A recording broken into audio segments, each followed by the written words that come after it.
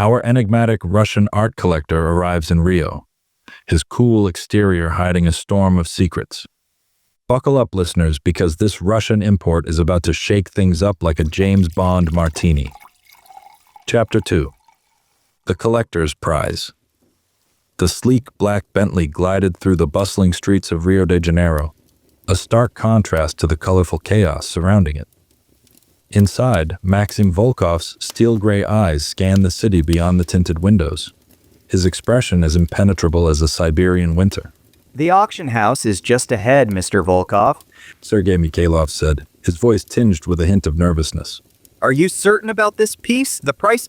Maxim's gaze snapped to his art dealer, silencing him mid-sentence. The price is irrelevant, Sergei. What matters is authenticity. Sergei nodded, swallowing hard. Of course. The provenance checks out, but nothing. Maxim cut in, his Russian accent thickening with irritation. I didn't fly halfway across the world to second-guess myself. The Guardi will be mine. As the car pulled up to a stately colonial building, Maxim adjusted his immaculate tailored suit. He stepped out into the sweltering heat, barely noticing the way passers-by stared at his imposing figure. Inside the auction house, a hush fell over the crowd as Maxim entered. He felt the weight of their gazes. Some curious, some envious, some openly hostile. It was a familiar sensation, one he had long since learned to ignore. Sergei hurried to keep up as Maxim strode purposefully towards a painting hung in a place of honor. There it was, Francesco Guardi's Venetian Capriccio, a masterpiece of 18th century Vedute painting. Maxim's breath caught in his throat as he studied the delicate brushstrokes, the play of light on water, the impossible beauty captured on canvas. It's exquisite, he murmured, more to himself than to Sergei. Indeed, Mr. Volkov, a silky voice interjected. Maxim turned to see a woman in her 50s, exuding an air of cultured refinement. I'm Isabella Montero, head curator. It's an honor to have you here. Maxim inclined his head slightly. The honor is mine, Ms. Montero. Your reputation precedes you.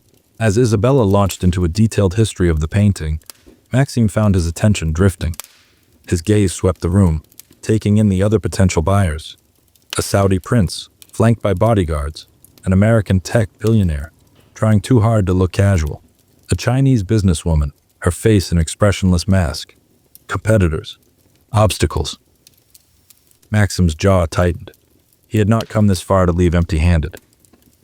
The auction began, a flurry of raised paddles and escalating bids. Maxim remained still, his expression betraying nothing as the price climbed higher and higher. Sergei fidgeted beside him, beads of sweat forming on his brow. When the bidding reached 15 million euros, the room grew quiet. The auctioneer's gavel hovered in the air. Going once?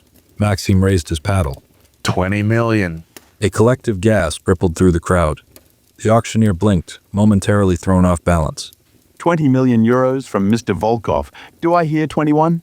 Silence. Going once? Going twice? Sold. A smattering of applause broke out as Maxim rose to his feet.